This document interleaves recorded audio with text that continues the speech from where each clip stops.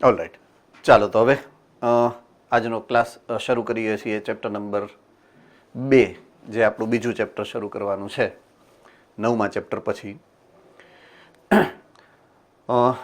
Chapter number 1, 2, 3 અને 4, આ 4 તમારા વર્ગીકરણના યુનિટ એટલે કે યુનિટ નંબર 1નો ભાગ છે, જેમાં લગભગ દરેક સેન્ટરની અંદર ચેપ્ટર 3 અને ચેપ્ટર 4 ચાલી ગયું છે. બરાબર, ચેપ્ટર 1 પણ ચાલી ગયું છે, બીજું એક જ બાકી રહ્યું છે પહેલા યુનિટની અંદર. એટલે એ ચેપ્ટર જે બાકી છે એની વાત અત્યારે આપણે શરૂ કરીએ. તો ચેપ્ટર નંબર 3 જ્યારે તમે શરૂ કર્યું હતું એ સમયે તમને વર્ગીકરણ વિશે ઘણું બધું ભણાયું છે. બીજું, વર્ગીકરણની પ્રાથમિક રૂપરેખા તમને ચેપ્ટર નંબર 1ની અંદર આપેલી છે. બરાબર છે કે 7 શ્રેણીમાં આ વર્ગીકરણ જે કરવામાં આવે છે, સૃષ્ટિથી લઈ અને જાતિ સુધી. બરાબર છે, ટોટલ 7 કક્ષાઓની અંદર આપણે વહેંચ્યું છે આખા વર્ગીકરણને. તો આપણે શરૂઆત કરીએ સૌથી પહેલા કે વર્ગીકરણ છે શું.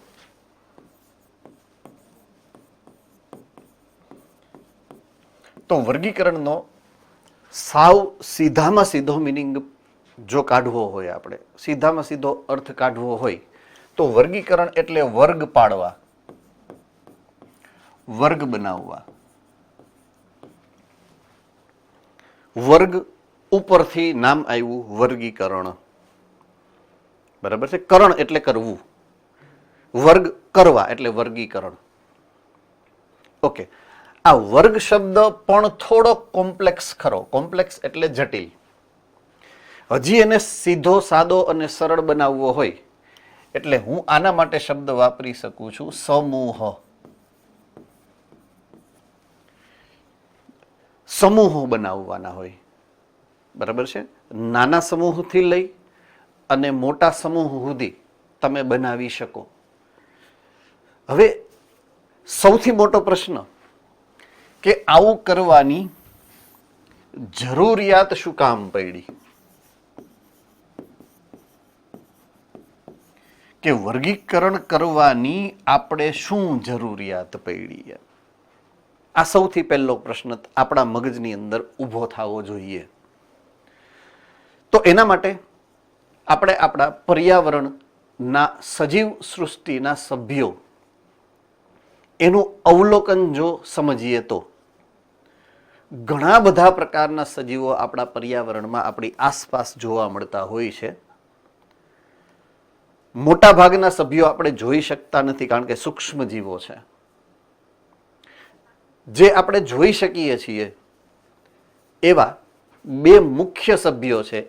એકને આપણે વનસ્પતિઓ કહીએ છીએ અને એકને આપણે મોટા ભાગે પ્રાણીઓ કહીએ છીએ. એટલે તમારા પર્યાવરણની અંદર રહેલા, જેને તમે જોઈ શકો છો, જેનું તમે અવલોકન કરી શકો છો, એવા મૂળભૂત 2 પ્રકારના સભ્યો છે, પ્રાણીઓ અને વનસ્પતિઓ. યસ, મહેસાણા સેન્ટર બેટા, બોલો.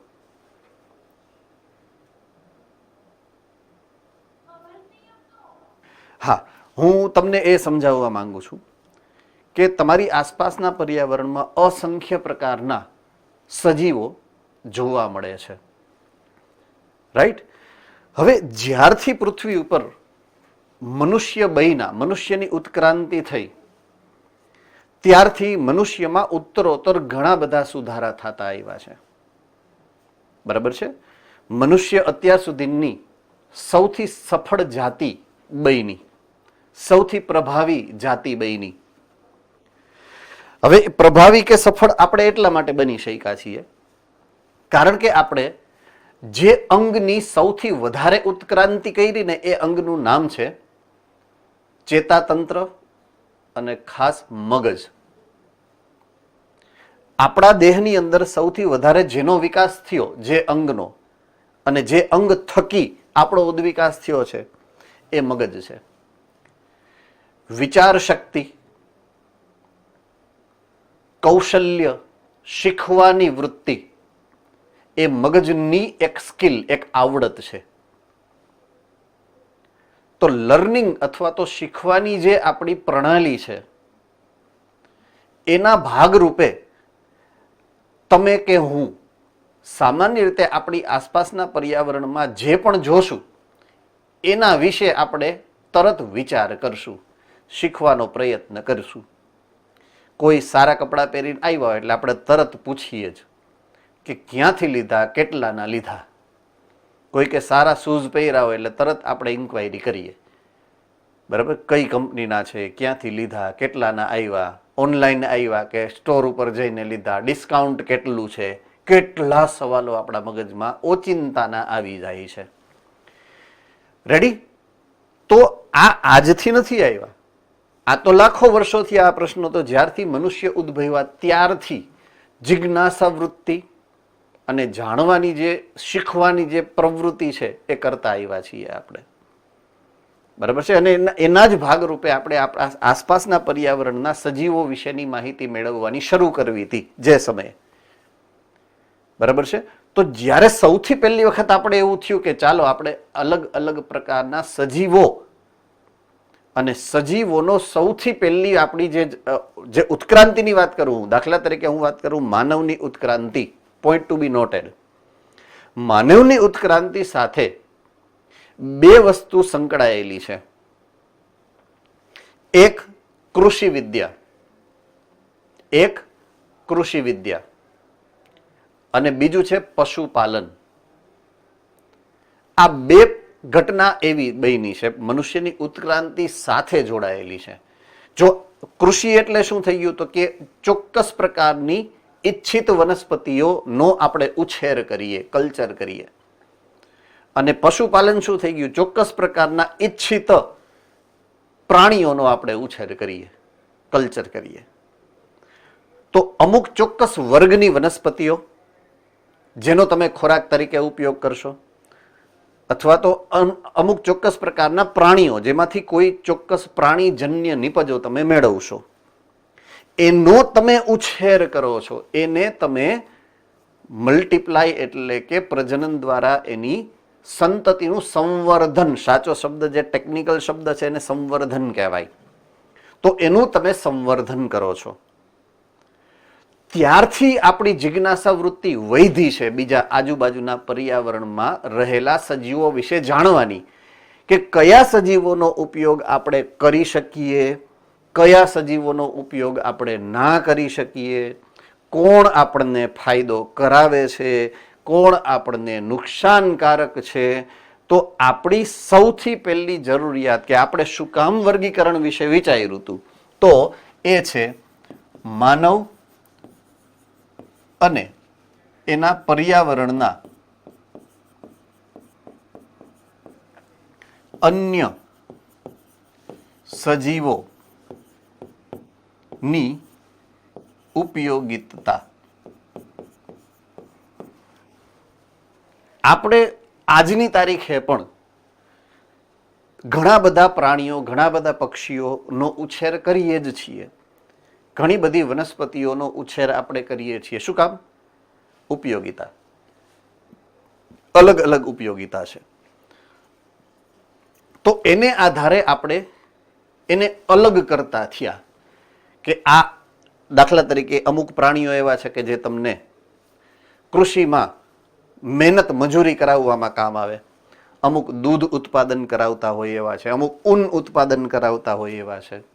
તો આપણે એવા વિભાજન શરૂઆતમાં પાડ્યા હતા, અર્લી એટલે કે હિસ્ટોરિકલ ટાઈમમાં, ઐતિહાસિક સમયમાં આપણા જે સમૂહો બન્યા, સમૂહો એ આ રીતે કયો સજીવ કઈ રીતે ઉપયોગી છે એને આધારે બનેલા હતા. તો વર્ગીકરણ કરવાની આપણી શરૂઆત આપણે આ હેતુથી કરેલી હતી, બરાબર છે. તો પહેલું મેં જે તમને સમજાવ્યું કે વર્ગીકરણ શું કામ કરવાની આપણે શરૂઆત કરી, બરાબર છે. તો એ હતો કે આપણે કયા સજીવનો કઈ રીતે ઉપયોગ કરી શકીએ એની ઉપયોગિતા જાણવા માટેની શરૂઆત જે છે એના માટે આપણે વર્ગીકરણનો ઉપયોગ કર્યો તો સૌથી પહેલી વખત. ઓકે, એ જે વૈજ્ઞાનિક જ્યારે સિસ્ટમ જ નહોતી, સાયન્સ હતું નહીં, વિજ્ઞાન હતું નહીં, અને માત્ર એના ઉપયોગો ઉપયોગી છે કે ઉપયોગી નથી એને આધારે આપણે જે વર્ગીકરણ કરતા તો એને તમે ચેપ્ટર નંબર 3 ઓલા શરૂઆતના પ્રસ્તાવના પછીના પોઈન્ટમાં કીધું છે કૃત્રિમ વર્ગીકરણની પદ્ધતિઓ. રાઈટ? કોને યાદ છે? હેન્ડરાઇઝ કરો જોઈએ. કૃત્રિમ વર્ગીકરણ માત્ર બાહ્યાકાર લક્ષણોને આધારે થતું અથવા તો ઉપયોગિતાને આધારે થતું વર્ગીકરણ. ઓકે, ડન છે. તો કૃત્રિમ વર્ગીકરણમાં ક્યાંય વૈજ્ઞાનિક સિદ્ધાંતોનો ઉપયોગ થયેલો નથી. તો વૈજ્ઞાનિક સિદ્ધાંતોનો ઉપયોગ ક્યારથી થયો હશે? જ્યારથી મનુષ્યમાં બુદ્ધિ આવી હશે. બરાબર છે? જ્યારથી એનામાં વૈજ્ઞાનિક અભિગમ આવ્યો હશે એ પછી વૈજ્ઞાનિક દ્રષ્ટિકોણ ઉમેરાયેલા. તો એવું સૌથી પહેલી વખત કૃત્રિમ વર્ગીકરણ પછી સારું અને વૈજ્ઞાનિક ઢબે વૈજ્ઞાનિક રીતે કરેલું જે વર્ગીકરણ હતું એવું સૌથી પહેલું વર્ગીકરણ જે છે એ એરિસ્ટોટલ નામના વૈજ્ઞાનિકે આપેલું છે. એટલે સૌથી પહેલું સાચું અને વૈજ્ઞાનિક પ્રકારનું વર્ગીકરણ રજૂ કરવાનો જે ફાળો, જે શ્રેય એ એરિસ્ટોટલના નામે છે. બરાબર છે? હવે એરિસ્ટોટલે જે વર્ગીકરણ આપેલું છે એ વર્ગીકરણમાં એણે સજીવોને 2 સમૂહમાં વિભાજિત કરી દીધા. કેટલા સમૂહ પાડ્યા છે? 2 સમૂહ પાડેલા છે. એક સમૂહમાં એણે રાખ્યા છે વનસ્પતિને અને બીજા સમૂહમાં રાખ્યા છે એણે પ્રાણીઓને. આવા 2 સમૂહ પાડી દીધા. રેડી? તો અહીંયાથી આપણે શરૂઆત કરીએ છીએ એરિસ્ટોટલના વૈજ્ઞાનિકોએ. તો વિવિધ ધોરણો, એટલે ધોરણનો મતલબ ધોરણ પહેલું, ધોરણ બીજું એમ નહીં. ધોરણનો મતલબ છે આધાર. તો અલગ અલગ આધારને ધ્યાનમાં રાખી એ કેવા આધાર છે જુઓ તો કે વૈજ્ઞાનિક આધાર છે. એવા પોઈન્ટ્સ છે કે જેનો વૈજ્ઞાનિક રીતે કોઈક અર્થ નીકળતો હોય, એવો દ્રષ્ટિકોણ કે જેની પાછળ સાયન્સ, વિજ્ઞાન છે, એવા આધારે એરિસ્ટોટલ નામના વૈજ્ઞાનિકે સૌ પ્રથમ વખત સજીવોને વર્ગીકરણમાં હલો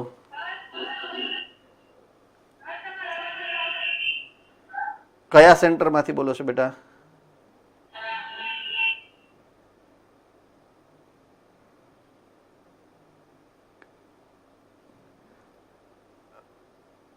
ઓકે, કયા સેન્ટરમાં હતું મને સમજાણું થઈ? મોડાસા?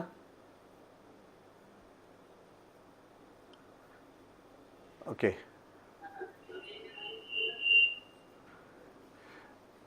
અમરેલી અવાજ આવે છે પ્રોપર?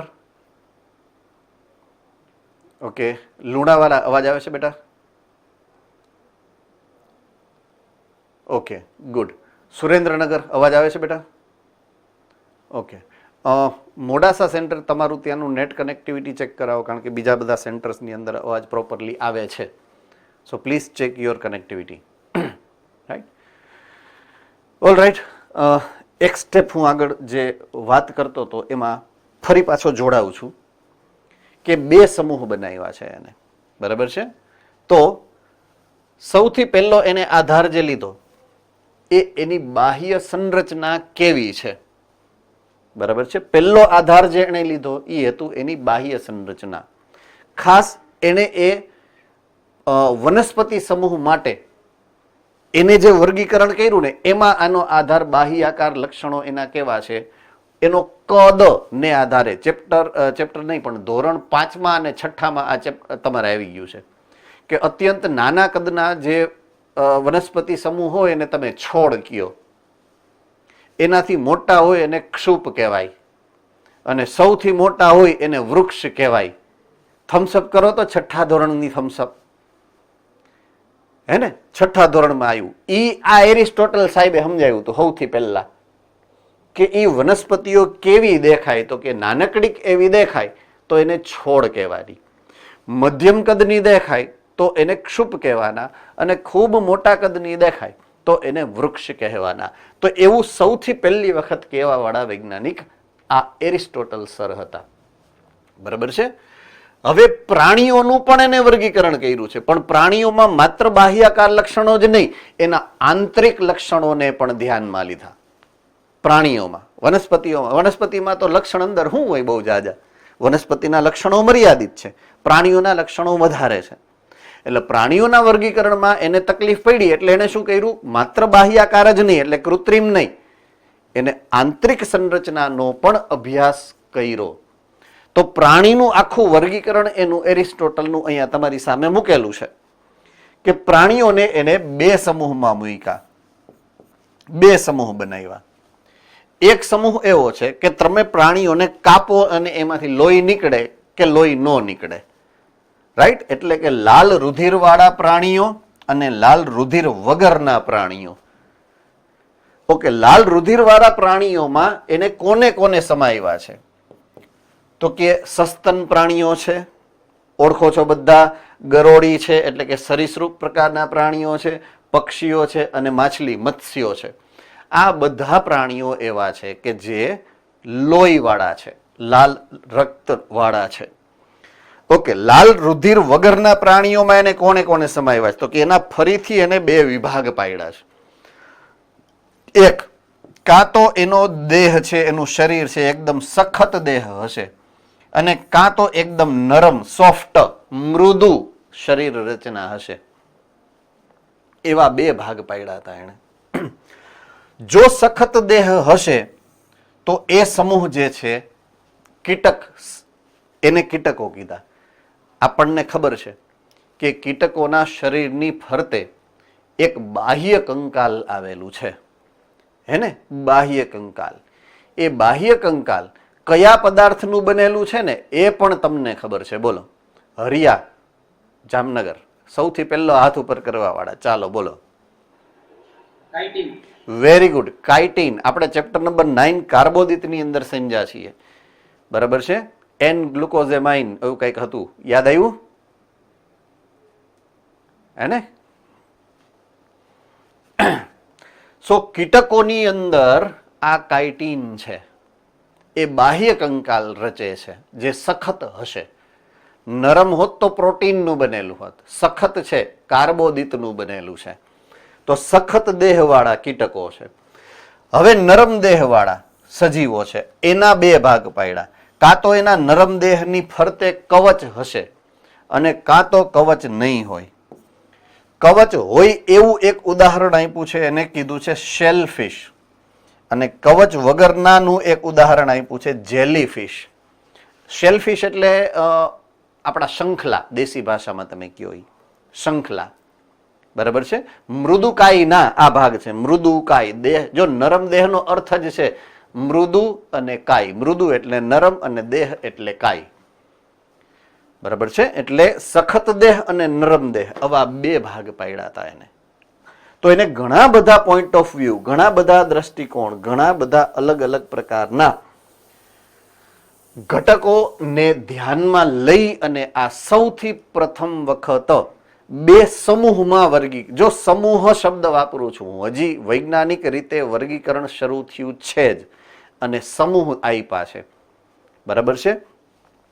આ સમૂહમાં નવો શબ્દ આવ્યો, શબ્દ નવો આવ્યો. જો બે સૃષ્ટિનું વર્ગીકરણ, એટલે પહેલી વાર કોઈ વૈજ્ઞાનિકે સૃષ્ટિ એવો શબ્દ વાપર્યો, બરાબર છે? સમૂહ શબ્દ બનાવ્યો છે કોણે? એરિસ્ટોટલે. સમૂહ શબ્દ કાઢી નાખ્યો, એની બદલે સૃષ્ટિ શબ્દ ઉમેર્યો કોણે? તો કે એ વૈજ્ઞાનિકનું નામ છે કેરોલસ લિનિયસ. નામ તો સુના હોગા, ઓલા દ્વિનામી નામકરણની પદ્ધતિ જેને આપી, કેરોલસ લિનિયસ. એ જ વૈજ્ઞાનિક આ છે અને એણે જ દ્વિસૃષ્ટિનું વર્ગીકરણ. જો દ્વિનામી નામકરણ અને દ્વિસૃષ્ટિનું વર્ગીકરણ બેયના સંશોધન કરતા એક જ છે, Carolus Linnaeus. Ready? Thums up કરો જોઈએ, થમ્સ અપ. કેરોલસ લિનિયસના ફાળામાં બે ફાળા આવશે. ઓકે, એક ફાળો છે દ્વિનામી નામકરણનો અને એક છે દ્વિસૃષ્ટિ વર્ગીકરણનો. એટલે કેરોલસ લિનિયસમાં આ બે પોઈન્ટ ઓફ વ્યૂ તમારે યાદ રાખવા પડશે.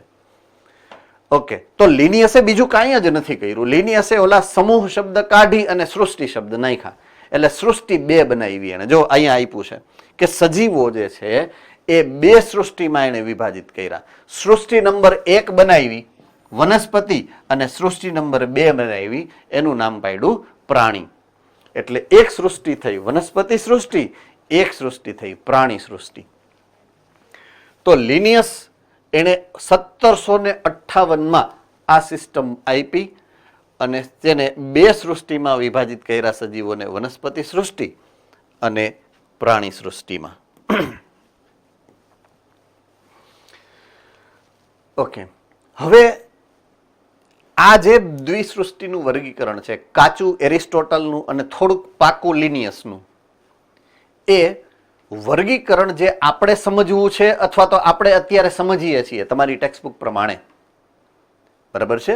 તો જેમ જેમ આપણી જાણકારી સજીવો વિશે વધતી ગઈ હશે ભૂતકાળમાં, અત્યારે નહીં, ભૂતકાળમાં જેમ જેમ આપણે વિજ્ઞાન વિશે જાણતા થયા, જેમ જેમ નવા નવા પ્રકારના સજીવો આપણા ધ્યાનમાં આવતા ગયા, જેમ જેમ આપણી બુદ્ધિ એને સમજતી થઈ, એમ એમ આપણને એના ડિફરન્સીસ એટલે કે તફાવત વિશે વધારે સમજ પડવા માંડી.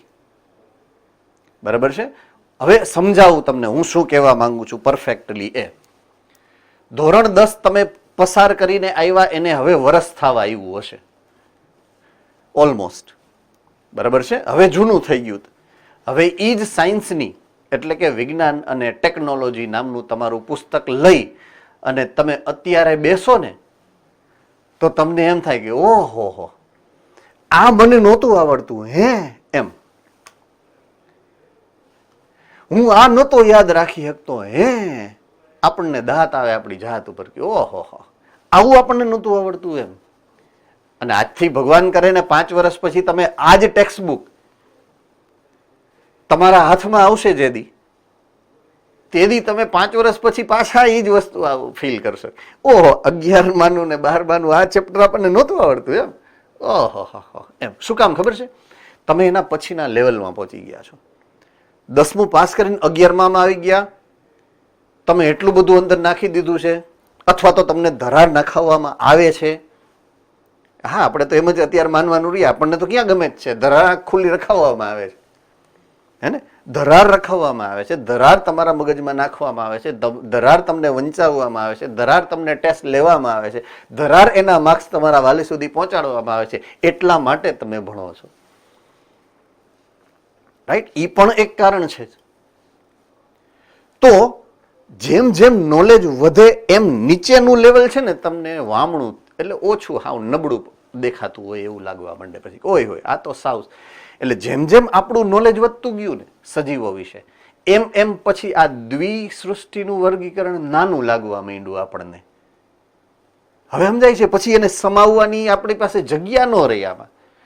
તો આપણને કેટલાય બધા નેગેટિવ પોઈન્ટ એમાંથી મળ્યા, જેથી આપણે નવી વર્ગીકરણની પદ્ધતિ બનાવવી પડી. ટૂંકમાં એની ઉત્ક્રાંતિ થઈ. દાખલા તરીકે અત્યારની વાત કરો, આજથી મે બી 20 વર્ષ પહેલા, આજથી બહુ જાજુ નહીં, 20 વર્ષ પહેલા તમને ખ્યાલ છે મોબાઈલ નહોતો. 20 વર્ષ પહેલા મોબાઈલ હતો જ નહીં. મને યાદ છે હું જયારે કોલેજમાં આવ્યો ને ત્યારે પેજર નામની એક સિસ્ટમ આવતી. પેજર, મોબાઈલ નહોતો, નાનું એક ઇન્સ્ટ્રુમેન્ટ આવતું, એને પેજર કહેવાય. ઘરમાં ઓલા ડબલા હોય, આમ નંબર ફેરવવાના ડબલા હોય, અથવા તો પછી બટન વાળા આવી ગયા હતા. એ ડબલામાંથી તમે ફોન એ પેજરનો નંબર કરો ને એટલે પેજર અવળું ઇન્સ્ટ્રુમેન્ટ હોય, એમાં નાની સ્ક્રીન હોય, એમાં તમે જે એ ફોનમાં બોલો ને એ ફોનનો મેસેજ ટાઈપ થઈને આવે કે કોલ મી એટ હોમ, એટલે ઘરે ફોન કરો એમ, એવો મેસેજ આવે. SMS આવે ટૂંકમાં. SMS સર્વિસ સૌથી પહેલા આવી હતી. પેજર સૌથી પહેલા આવ્યું તો અમે કોલેજમાં હતા ને ત્યારે. અમે જયારે માસ્ટર કરવા ગયા ત્યારે પહેલી વાર મોબાઈલ જોયો હતો કે મોબાઈલ આવો હોય. ત્યારે 64 રૂપિયા આઉટ ગોઈંગ અને 32 રૂપિયા ઇનકમિંગ થી શરૂઆત સૌથી પહેલી સેલ્યુલર સિસ્ટમની થઈ હતી. 64 રૂપિયા તમારે ફોન કરવો હોય તો 1 મિનિટના દેવાના અને રિસીવ કરવો હોય ને તો 32 રૂપિયા દેવાના. એમ કરતા કરતા આપણે અત્યારે ક્યાં સુધી પહોંચી ગયા? શું કામ? કારણ કે આપણું નોલેજ વધી ગયું, આપણી જરૂરિયાત વધી ગઈ, આપણી ઇન્ક્વિઝિટિવનેસ. જો સૌથી મોટી વસ્તુ આપણે હ્યુમન, એઝ એ હ્યુમન માણસ તરીકે સૌથી મોટી આપણી વૃત્તિ હોય ને તો ઇન્ક્વિઝિટિવનેસ, જિજ્ઞાસા વૃત્તિ કહેવાય ગુજરાતીમાં. જિજ્ઞાસા વૃત્તિ. કોઈ પણ નાનું બાળક હોય ને એને બોલ પેન તમે હાથમાં આપી દેજો, પેન. અત્યારે તો મોબાઈલ, પણ જનરલી ખાલી તમે પેન આપી દો ને તો એ પેનને ક્યાંથી ખુલે ગોતી લેશે કે ક્યાંથી ખોલી શકાય, એમ રિફિલ કેમ બહાર કાઢી શકાય, ક્યાં લીટો કરી શકાય, દિવાલ જ ગોતશે. તમે એને પેજ ફાડીને આપશો ને તો પેજમાં લીટો નહીં કરે, એ જોજો, એ દિવાલમાં જ લીટો કરશે ને એમાં મજા આવશે. This is inquisitiveness. આને કહેવાય જિજ્ઞાસા વૃત્તિ. અત્યારે એવું જ છે ને કે તમને દાખલા તરીકે એવું સમજાવવામાં આવે કે ઘરે જઈને તમારે રિવિઝન કરવાનું, દરરોજનું દરરોજ કરવાનું. તો તમે કરો છો તમે હોશિયારી કરો છો. જે કહે એ નહીં કરવાનું, એ આપણી વૃત્તિ હોય. એમાં હું આવી ગયો, મારી ઘરવાળીએ મને કંઈક તો કહેતી હશે ને કે આમ ન કરતા ને આમ કરજો. આપણે એવું કરીએ જ નહીં એમ. હવે તો પપ્પા મમ્મી ન કહેતા હોય બચાડા, તો એની ઉંમર થઈ ગઈ હોય એટલે હવે તો કોનો કમાન્ડ આવે? ઘરવાળા કે ઘરવાળીનો, હે ને? એટલે જિજ્ઞાસા વૃત્તિ આનું નામ છે. ઈ એમ કે આમ કરવાનું એટલે આપણે નો જ કરીએ, ઈ એમ કે આમ નહીં કરો તો આપણે કરીએ જ એમ. તો દ્વિસૃષ્ટિના વર્ગીકરણમાં જેમ જેમ સજીવો ઉમેરાતા ગયા એમ એમ આપણે ખોડ ખાપણ ગોતતા થઈ ગયા. તો એવા ખોડ ખાપણ કેટલા કેટલા આપણને મળ્યા એનું લિસ્ટ આપ્યું છે અહીંયા. કે અહીંયા દ્વિસૃષ્ટિના વર્ગીકરણમાં આદિકોષ કેન્દ્રી અને સુકોષ કેન્દ્રી બે પ્રકારના કોષોને આપણે એક જ સમૂહમાં મૂક્યા હતા. એ સમૂહનું નામ છે વનસ્પતિઓ. તો વનસ્પતિની અંદર આદિકોષ કેન્દ્રી સજીવો પણ હતા અને સુકોષ કેન્દ્રી સજીવો પણ હતા. બરાબર છે? તો એવું હકીકતમાં હોવું જોઈએ નહીં, કારણ કે એ બે અલગ અલગ પ્રકારના સજીવો છે. આદિકોષ કેન્દ્રીમાં કોષ કેન્દ્ર સાવ અવિકસિત છે. કોષ કેન્દ્ર પટલની ગેરહાજરી તમને ચેપ્ટર નંબર 8 ની અંદર સમજાયું છે, આદિકોષ કેન્દ્રી કોષની સંરચના. બરાબર છે? તો આદિકોષ કેન્દ્રી કોષમાં બે પ્રકારના સજીવો જો અહીંયા આપેલા છે, એક બેક્ટેરિયા અને એક છે નીલ હરિત લીલ. બે પ્રકારના સજીવો આદિકોષ કેન્દ્રીમાં અહીંયા તમારી સ્ક્રીન ઉપર તમને દેખાય છે. એકનું નામ છે બેક્ટેરિયા, એકનું નામ છે નીલ હરિત લીલ. બરાબર છે? તો નીલ હરિત લીલ અને બેક્ટેરિયા આદિકોષ કેન્દ્રી છે. નીલ હરિત લીલ લખેલું છે ને, તો એને શું કામ લીલમાં નહીં મૂક્યું હોય? શું કામ એને મોનેરામાં મૂક્યું? સોરી, મોનેરા શું આદિકોષ કેન્દ્રીમાં મૂક્યું છે, લીલમાં શું કામ નથી મૂક્યું? કોની પાસે આ પ્રશ્નનો જવાબ છે?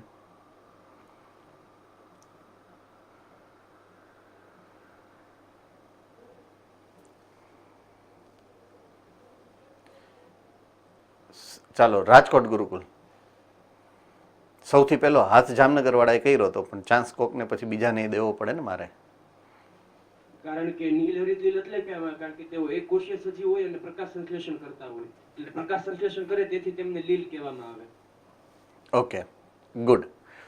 ઓકે, સૌથી પહેલી આપણી જે યાદ રાખવાની ઓલી ખાસ કરીને નીલ હરિત લીલ વિશે જે યાદ રાખવાની માહિતી છે એ એવી છે કે એ પાણીમાં થાય, ખાસ કરીને મીઠા પાણીમાં તો બહુ થાય નીલ હરિત લીલ. બરાબર છે? અને એ જ્યારે એ સમૂહ જેવી લીલ છે. સમૂહ જેવી એટલે કે એનો સમૂહ થાય, ગુચ્છો થાય અને પાણીના સપાટી ઉપર ઈ ઉગે. લીલા કલરની હોય કારણ કે પ્રકાશ સંશ્લેષી. મીઠા પાણીની હોય એટલે એમાં ક્લોરોફિલ જ હોય, રંજક દ્રવ્ય.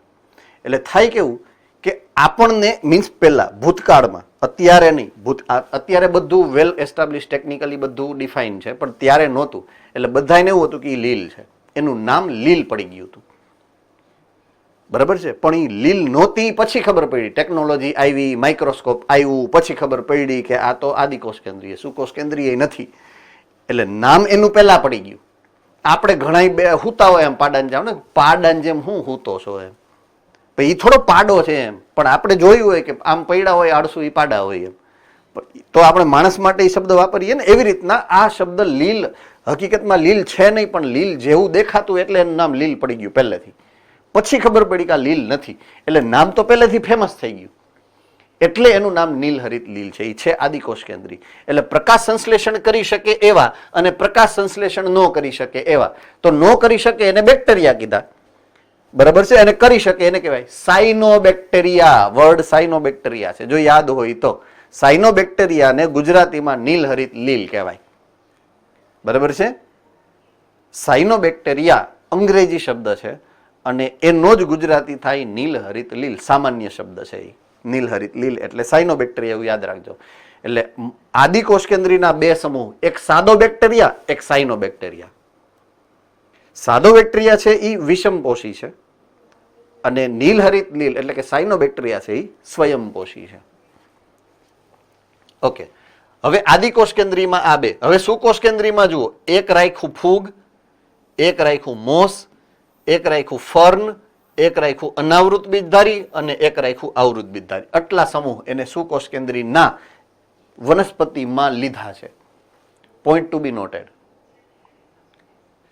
ફૂગ સમૂહ અલગ છે, ફૂગ સમૂહ આખો અલગ છે. સામે તમે ચેપ્ટર નંબર 3 માં ભણ્યા છો, એક લીલ, બીજું દ્વિઅંગી વનસ્પતિઓ, ત્રીજું ત્રિઅંગી વનસ્પતિઓ આઇકલરની વર્ગીકરણ પદ્ધતિ પ્રમાણે, પછી આવશે અનાવૃત બીજધારી અને પછી આવશે આવૃત બીજધારી વનસ્પતિઓ. બરાબર છે? ઓકે, સો ચેપ્ટર નંબર 3 ની જે આખી આ વર્ગીકરણની સિસ્ટમ છે એમાં તમે આ ગોતી શકો. આવૃત બીજધારી એમાં આવે, અનાવૃત બીજધારી એમાં આવશે, ફર્ન એટલે ત્રિઅંગી એમાં આવશે, મોસ એટલે કે દ્વિઅંગી એમાં આવશે. પણ ફૂગ વનસ્પતિ સૃષ્ટિમાં તમે ક્યાં ભણ્યા છો? આવે જ નહીં. પણ છતાંય આમાં તો એમાં જ મૂકી છે. બરાબર છે? એટલે એનો લૂપ હોલ છે, મર્યાદા છે, જે હોવી ન જોઈ પણ છે. બરાબર છે? તો આ બધાને એને એકમાં જ નાખ્યા, પણ વાસ્તવમાં એ એકબીજાથી ઘણા બધા અલગ છે. ઉદાહરણ તરીકે બીજો ફોલ્ટ જો કાઢીએ આપણે, એક કોષીય અને બહુકોષીય, બધા જ સજીવોને એને એક જ સમૂહમાં નાખ્યા. જો આ એક કોષીય હોય, આદિકોષ કેન્દ્રી કેવા હોય? એક કોષીય. અને સુકોષ કેન્દ્રી બે પ્રકારના હોય, એક કોષી પણ હોઈ શકે, બહુકોષી પણ હોઈ શકે. બધાને એને એક જ સમૂહમાં નાખ્યા, જે હોવું જોઈએ નહીં. એટલે આદિકોષ કેન્દ્રી અને સુકોષ કેન્દ્રી એ નોખું હોવું જોઈએ, એક કોષી અને બહુકોષી એ પણ નોખું હોવું જોઈએ, જે બધું આમાં એક સમૂહમાં હતું. ઓકે, એવું ત્રીજું, પ્રકાશ સંશ્લેષી સજીવો અને અપ્રકાશ સંશ્લેષી સજીવો બધા એને એક જ સમૂહમાં નાખ્યા છે. જો અહીંયા જ મેં તમને સમજાવ્યું હતું કે આ બેક્ટેરિયા છે એ પ્રકાશ સંશ્લેષણ નથી કરતા, પણ તોય વનસ્પતિ સૃષ્ટિમાં ગુડાણા છે. બરાબર છે? આ ફૂગ છે તો એ પ્રકાશ સંશ્લેષણ નથી કરતી, છતાં પણ એ વનસ્પતિ સૃષ્ટિના સભ્ય તરીકે બે સૃષ્ટિના વર્ગીકરણમાં ગણવામાં આવી છે. તો એની મર્યાદા છે, એ એનો લૂપ હોલ છે, એ એની ખામી છે. રાઈટ? હવે આ બધાને શું કામ એક જ સમૂહમાં મૂક્યા? એની પાછળનું એક જ લોજિક છે કે એ બધાની ફરતે કોષ દિવાલ છે. એટલે દ્વિસૃષ્ટિના વર્ગીકરણમાં એને નોખા પાડવા માટે આનો આધાર લીધો હતો, કોષ દિવાલનો. તો આદિકોષ કેન્દ્રીમાં કોષ દિવાલ હોય. બરાબર છે? આદિકોષ કેન્દ્રી કોષની કોષ દિવાલ કયા પદાર્થથી બને છે? કોને ખબર છે? ચાલો જો હેન્ડ રેઝ કરો. હું કોષ દિવાલની વાત કરું છું, પ્રાવરની નહીં. ઓકે, મોરબી સેન્ટરમાંથી હાથ ઉપર થયો છે, સરસ મજાનો. ચાલો,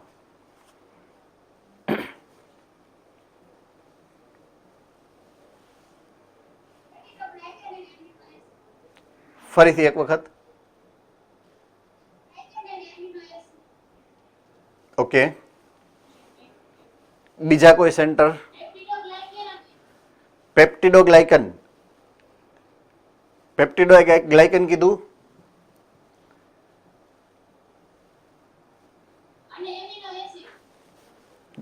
right, peptidoglycan is right answer. એટલે કે પ્રોટીન અને કાર્બોદિતનું મિશ્રણ હોય. બરાબર છે? પેપ્ટિડોગ્લાયકન. જો ન ખબર હોય તો લખી શકો છો તમે, જે વિદ્યાર્થીઓને નથી ખબર એ લખી શકે છે. બરાબર છે? ગ્લાયકોપ્રોટીન થી બને છે, પેપ્ટિડોગ્લાયકન એનું નામ છે. તો બેક્ટેરિયાની ફરતે જે કોષ દિવાલ છે એ પેપ્ટિડોગ્લાયકનની બનેલી હોય છે. પ્રાવર શેનું બનેલું છે? કોણ કહી શકશે? પ્રાવર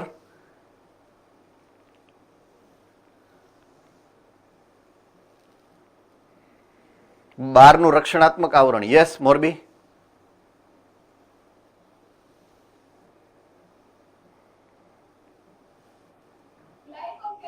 વેરી ગુડ. ગ્લાયકોકેલિક્સ. શેનું બનેલું છે? ગ્લાયકોકેલિક્સ. બરાબર છે. આપણે એના વિશે ડિટેલમાં ભણવાનું છે, કારણ કે આના પછી આપણે મોનેરા સૃષ્ટિની જે વાત કરશું એમાં ડિટેલમાં આપણે આ વસ્તુને ઉલ્લેખમાં લેશું ફરી પાછા એક વખત. તો બધાયમાં કોષ દિવાલ છે. ફૂગમાં પણ કોષ દિવાલ છે. ફૂગની કોષ દિવાલનું નામ કોણ કહેશે? ચાલો ફટાફટ. હવે જામનગર વાળાનો વારો લઈ લઈએ. હાલો, વાંધો નહીં. એસ્પાયર સુરત 2 મિનિટ પછી આવું તમારી પાસે. એસ્પાયર સુરત, ચાલો તમારો વારો. કાઇટિન યુક્ત છે, રાઈટ. કાઇટિનની બનેલી છે ફૂગની ફરતેની કોષ દિવાલ. Good answer. ઓકે, તો બધાયની વચ્ચે, એટલે વનસ્પતિઓમાં ખબર છે સેલ્યુલોઝ, એટલે બધાયની અંદર કોષ દિવાલ છે, એટલે બધાયને એને એક જ સમૂહમાં નાખ્યા છે. પણ હકીકતમાં એવું હોવું જોઈએ નહીં. એટલે ઘણા બધા સુધારા વધારા કરી અને ફાઇનલી જે અત્યારે તમે ભણો છો એ વર્ગીકરણનું નામ છે 5 સૃષ્ટિનું વર્ગીકરણ. એટલે સૃષ્ટિ આપણે 5 અલગ અલગ બનાવી નાખી. બરાબર છે. તો એની રજૂઆત કરનાર આ જે વૈજ્ઞાનિક છે એમનું નામ છે R.H. વિટેકર. અને 5 સમૂહ બનાવી નાખ્યા અને 5 સૃષ્ટિ પોતપોતાની લાક્ષણિકતા પ્રમાણે અલગ અલગ સ્વરૂપમાં અલગ અલગ પ્રકારના સજીવો ધરાવતી થઈ. તો આવી 5 સૃષ્ટિ બનાવી એટલે એને 5 સૃષ્ટિનું વર્ગીકરણ એવું નામ આપવામાં આવ્યું છે. સૃષ્ટિ નંબર 1 નું નામ છે મોનેરા. સૃષ્ટિ નંબર 2 નું નામ છે પ્રોટિસ્ટા. સૃષ્ટિ નંબર 3 નું નામ છે ફૂગ. સૃષ્ટિ નંબર 4 નું નામ છે વનસ્પતિ. અને સૃષ્ટિ નંબર 5 નું નામ છે પ્રાણી સૃષ્ટિ.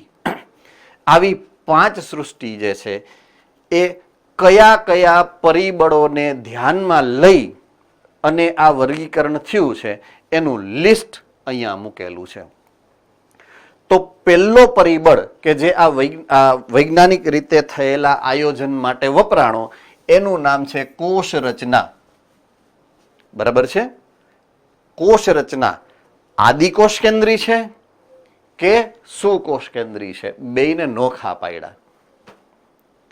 જો આદિકોષ કેન્દ્રી છે તો એના માટે સૌથી પ્રથમ વખત પહેલી સૃષ્ટિ બની અને એને નામ મળ્યું છે મોનેરા. એટલે આ સૃષ્ટિમાં બધા આદિકોષ કેન્દ્રી સજીવોનો સમાવેશ થયો. અને જે સુકોષ કેન્દ્રી પ્રકારના કોષ ધરાવે છે એના માટેની વ્યવસ્થામાં એણે જોયું કે હજી એમાં વિવિધતા ઘણી બધી છે. અમુક એવા છે કે જે એકકોષીય છે અને મોટા ભાગના એવા છે કે જે બહુકોષીય છે. એટલે હવે કોષના દૈહિક આયોજનની વાત આવી. દૈહિક આયોજનની વાત આવી. સેકન્ડ નંબર એ ક્યારે જરૂર પડી? જ્યારે સુકોષ કેન્દ્રી સજીવોને વર્ગીકરણમાં લેવાના હતા ત્યારે. તો સુકોષ કેન્દ્રીમાં દૈહિક આયોજનમાં જો કોષીય આયોજન હોય એટલે કે એક કોષીય હોય તો એને નોખી સૃષ્ટિ બનાવી. સૃષ્ટિ નંબર 2 પ્રોટિસ્ટા. તો હું મોનેરા વિશે કહું તો મોનેરાને સૌથી ટૂંકામાં ટૂંકી રીતે વર્ણન સમજાવવું હોય તો આદિકોષ કેન્દ્રી એક કોષીય. ઓકે, આદિકોષ કેન્દ્રીમાં ક્યારેય બહુકોષીય નહીં હોય. આવું આજથી નહીં, હંમેશાથી યાદ રાખી લેવાનું. આદિકોષ કેન્દ્રી ક્યારેય બહુકોષીય હશે નહીં. બરાબર છે. એ જ પ્રમાણે મારે પ્રોટિસ્ટાને યાદ રાખવું છે તો હું આ રીતે યાદ રાખી શકું. પ્રોટિસ્ટા એટલે એવા સજીવોનો સમૂહ જે છે સુકોષ કેન્દ્રી અને એક કોષીય. સુકોષ કેન્દ્રી એક કોષીય એટલે પ્રોટિસ્ટા. હવે બહુકોષીય વાત આવી તો બહુકોષીયમાં પણ વિવિધતા વધારે છે. ઘણા બધા પ્રકારની વિવિધતા થઈ ગઈ. એટલે હવે ત્રીજો આધાર એને કોનો લીધો? જુઓ તો, પોષણ પદ્ધતિનો લીધો. શેનો લીધો? પોષણ પદ્ધતિનો. કઈ રીતે લીધો એને, તો તમે ખાલી નામ વાંચો ને ત્યાં તમને ખબર પડી જશે. જુઓ, ફૂગ છે ને એ મૃતોપજીવી પોષણ મેળવે. ખબર છે? થમ્સઅપ કરો જોઈએ. ફૂગ મૃતોપજીવી પોષણ મેળવે. Very good. વનસ્પતિ સ્વપોષી પોષણ મેળવે અને પ્રાણીઓ પરપોષી પોષણ મેળવે. એટલે પોષણ પદ્ધતિને આધારે એને બીજા 3 સમૂહ પાડ્યા. એક સૃષ્ટિનું નામ પાડ્યું ફૂગ, જે વિઘટક અથવા તો મૃતોપજીવી છે. એક સૃષ્ટિનું નામ પાડ્યું વનસ્પતિ, કે જે સ્વપોષી છે, પ્રકાશ સંશ્લેષી છે. અને એક સમૂહનું નામ પાડ્યું પ્રાણીઓ, જે સંપૂર્ણ વિષમપોષી છે. રેડી? આ ઉપરાંત અહીંયા ફરીથી આનું વર્ગીકરણ થાય, આનું પણ વર્ગીકરણ થાય, આનું પણ વર્ગીકરણ થાય, આનું પણ વર્ગીકરણ થાય, આનું પણ વર્ગીકરણ થાય. આગળ એના માટે એને જેની જેની મદદ લીધી એમાં સૌથી મોટામાં મોટો ફાળો છે પ્રજનન પદ્ધતિ. અલિંગી પ્રજનન કરે છે, લિંગી પ્રજનન. જો વનસ્પતિમાં તમને ચેપ્ટર નંબર 3માં સૌથી પહેલા જે 2 ભાગ પાડ્યા તમે, એક ભાગ છે અપુષ્પી વનસ્પતિઓ અને એક છે સપુષ્પી વનસ્પતિઓ. એનો મૂળ આધાર જ આ છે પ્રજનન. અપુષ્પી એટલે કે જેમાં પુષ્પ નથી ઉગતા. પુષ્પ નથી ઉગતાનો મતલબ છે કે એમાં લિંગી પ્રજનન કરતું અવયવ નથી, એટલે એ અલિંગી પ્રજનન કરે મૂળભૂત રીતે. સમજ में आ रही है बात? यस और नो? તો જે સપુષ્પી વનસ્પતિ છે એ લિંગી પ્રજનન કરતા છે સજીવો, અને જે અપુષ્પી વનસ્પતિઓ છે એ અલિંગી પ્રજનન કરે છે મુખ્યત્વે. બરાબર છે? એટલે પ્રજનન એક આધાર છે વર્ગીકરણનો. એ જે તે સમયે વનસ્પતિ સૃષ્ટિના વર્ગીકરણમાં એનો જ આધાર લઈ અને આ અપુષ્પી અને સપુષ્પી 2 ભાગ પાડ્યા. અપુષ્પીમાં એક આવ્યું એકાંગી વનસ્પતિઓ, એક આવ્યું દ્વિઅંગી વનસ્પતિઓ, એક આવ્યું ત્રિઅંગી વનસ્પતિઓ. એકાંગી એટલે લીલ, દ્વિઅંગીની ખબર છે, ત્રિઅંગીની ખબર છે. બરાબર છે? એટલે આ પ્રમાણે એના વર્ગીકરણમાં પ્રજનનનો ફાળો આવ્યો, ખાસ વનસ્પતિ સૃષ્ટિમાં. બરાબર છે? પછી આવ્યું જાતિ ઉદ્વિકાસકીય સંબંધ, ફાઇલોજેનેટિક રિલેશનશિપ. જાતિ ઉદ્વિકાસકીય સંબંધ. બરાબર છે? એટલે એક જાતિમાંથી ઉદ્વિકાસ પામી અને બીજી જાતિ આવી હશે. બીજી જાતિમાંથી ઉદ્વિકાસ થયો, એમાંથી ફર્ધર ત્રીજી જાતિ આવી છે. ત્રીજી જાતિમાંથી ઉદ્વિકાસ થયો, ચોથી જાતિ આવી છે.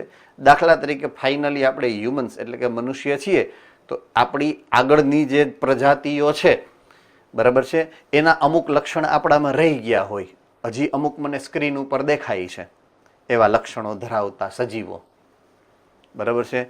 આગળ પાછળ જોતા હોય, ઉપર નીચે જોતા હોય, પાછળની બેગમાંથી બેગ ઉપાડીને આગળ લીએ, નીચે બેગ ચાઈ કરીને પાડે, પછી પાછા ઉપર ચડાવે. બરાબર? એકલા એકલા હસતા હોય. હા, એને ભણવાથી કોઈ જ નિસ્બત ના હોય એમ. શું આમાં એવું છે કે તમે જે ફી ભરો છો એ ફીના પૈસા તો હાવ ફ્રીમાં આવતા હોય ને, જેના મા બાપને, એને આવી કોઈ પૈડી ન હોય એમ કે આપણે ભણવા બેઠા છીએ, આપણે ભણવું જોઈએ એમ. હે ને? એટલે એ લક્ષણો એકચ્યુઅલી ડીએનએ માંથી હજી ગયા ન હોય. એ તો આપણને પૂર્વ પેઢીઓમાંથી જ મળેલા હોય ને, એટલે હજી એ લક્ષણો જાતા ન હોય એમ, એટલે હજી એ દેખાતા હોય ચારે બાજુ એમ. હે ને? તો એ જ આ છે, એને આ કહેવાય જાતિ ઉદ્વિકાસકીય લક્ષણો. એ પણ વર્ગીકરણનો એક ભાગ બનાવ્યો એને, કે આ પેલા સજીવ આવા હતા, પછી એમાંથી ઉદ્વિકાસ થયો, આ પ્રકારના સજીવ થયા, એમાંથી ઉદ્વિકાસ થયો, આ પ્રકારના સજીવ થયા, એમાંથી ઉદ્વિકાસ થયો, આ પ્રકારના સજીવ થયા. બેસ્ટ ઉદાહરણ તમને ચેપ્ટર નંબર 3માં અને ચેપ્ટર નંબર 4માં આખી ઉદ્વિકાસની હારમાળા તમને જોવા મળશે. કે સૌથી પહેલા સુકાય દેહ બન્યો વનસ્પતિનો, લીલની અંદર બહુકોષીય થયા ત્યારે. કેવો બન્યો? સુકાય દેહ. વનસ્પતિમાં લીલ એનો સુકાય દેહ છે. શું કામ? કારણ કે ખડકને ચોંટીને રહ્યો. જો હું તમને એક ઉદાહરણથી સમજાવવાનો પ્રયત્ન કરું, જે તમે જોઈ ગયા છો એ. તો લીલ જનરલી કેવી, કોઈ પણ ખડક છે એની ઉપર ઉગે. યસ ઓર નો? ખબર છે ને? ઓકે. હવે લીલ જે છે એ પાણીમાં ખાસ કરીને મીઠા પાણીની ક્લોરોફાઇસી લીલ છે ને એ ખડકની સપાટી ઉપર ચોંટેલી જ હોય ફરજિયાત. ઓકે, હવે પછી લીલના ઉદ્વિકાસમાં શું થયું ખબર છે? પહેલા એ મીઠા પાણીમાં આવી હતી. સૌથી પહેલો ઉદ્વિકાસ લીલે કર્યો છે મીઠા પાણીમાં. પછી મીઠા પાણીમાં વહેતી વહેતી વહેતી વહેતી દરિયામાં ગઈ. એટલે દરિયાની શરૂઆતનો જે ભાગ છે એ બહુ ઊંડો ન હોય ને, દરિયા કિનારાનો ભાગ બહુ ઊંડો ન હોય. એટલે એ નીચે ગઈ એટલે એ સપાટી ઉપર ગઈ તો એ ઊંડી થઈ ગઈ. પોઈન્ટ સમજો, એની સપાટી ઊંડી હોય, થોડીક ઊંડી હોય અને સૂર્યપ્રકાશ એની પાસે જાય છે વિકિરણો એ રિફ્રેક્ટ થઈને પરાવર્તિત થઈને જાય. હા કે ના? એટલે મંદ પડી જાય. પોઈન્ટ સમજો તમે. સૌથી પહેલા જે ક્લોરોફાઇસી લીલ આવી એમાં હરિતકણ છે, ક્લોરોફિલ છે. ક્લોરોફિલ એ અને ક્લોરોફિલ સી એવું તમને આપ્યું છે, બરાબર છે? તો એ એની અંદર છે. પણ પછી જ્યારે એ દરિયામાં જે કિનારાના ભાગ તરફ ગઈ ને એટલે થોડીક ઊંડી વહી ગઈ. તો એટલે એને જે સૂર્યપ્રકાશ મળે છે ને એ મંદ સૂર્યપ્રકાશ મળે. કેવો સૂર્યપ્રકાશ મળે છે? મંદ સૂર્યપ્રકાશ. એમાંથી એને ઉર્જાનું શોષણ કરવું એટલે ક્લોરોફિલનું કામ નથી. એટલે એને શું કર્યું? રંજક દ્રવ્યો બદલાવ્યા, અલગ પ્રકારના રંજક દ્રવ્યો બનાવ્યા એને. એ રંજક દ્રવ્યોનું નામ શું છે? હું તમને લીલનું નામ કહું, એ સમૂહ જે નવો બન્યો એનું નામ છે ફિયોફાઇસી બદામી લીલ. એને જે રંજક દ્રવ્ય બદલાયું એનું નામ શું છે? Yes Surat, SUV.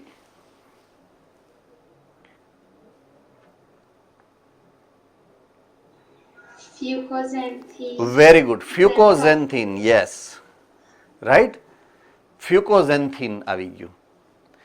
તો ક્લોરોફિલ ને ફ્યુકોઝેન્થિન નું મિશ્રણ થયું એટલે બદામી રંગ થઈ ગયો એનો. હવે ક્લોરોફિલ તો હતું જ એની પાસે, પછી એને વધારાનું બીજું આવ્યું એટલે કલર મિશ્ર થયો, બદામી રંગ થઈ ગયો, બ્રાઉન કલર થઈ ગયો. બ્રાઉન આલ્ગે કહેવાય અંગ્રેજીમાં એને. હવે અહીંયાથી ઢળાતી એ છેટ ઊંડા દરિયામાં ગઈ. ઓકે, હવે હું ફિયોફાઇસીમાં આવી જાઉં પાછો. તો હવે એને સૂર્યપ્રકાશ મળે છે, મંદ મળે છે, તો એને વધારે સારો લેવાની ગણતરી હોય કે નહીં? દાખલા તરીકે તમને આમાંથી જેને ખબર જ છે કે મારે ગમે એમ કરીને મેડિકલમાં જ એડમિશન લેવું છે અને મને દાખલા તરીકે WRT-માં 20 માર્ક આવતા હોય તો કેમ 25 લેવા એના ઉપર જ પ્રયત્ન કરવાનો હોય ને? 25 આવતા હોય તો કેમ 28 લેવા એની ઉપર પ્રયત્ન આવતો હોય ને? તો એમ એ લીલને પ્રકાશ સંશ્લેષણ કરવો છે એટલે પ્રકાશને લેવાની વાત છે. તો પ્રકાશ કેમ વધારે લેવો એના માટે એને દેહને વધારવો પડ્યો, ઉપરની બાજુએ જવું પડ્યું. એને મજબૂરી છે એની કે એને દેહને ઉપર ટટ્ટાર અવસ્થામાં રાખવાની શરૂઆત કરી. એટલે લીલની તમે ટેક્સ્ટબુકની આકૃતિ જોશો ને એમાં ઉપર 2 સમૂહ છે, લીલ 2 આકૃતિ છે.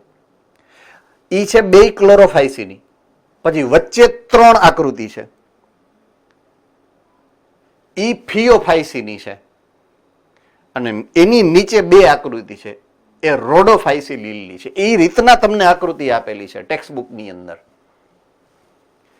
તો ફિયોફાઇસીમાં તમે જોશો ને એટલે પહેલી આકૃતિમાં ઓલું પર્ણવૃંત છે,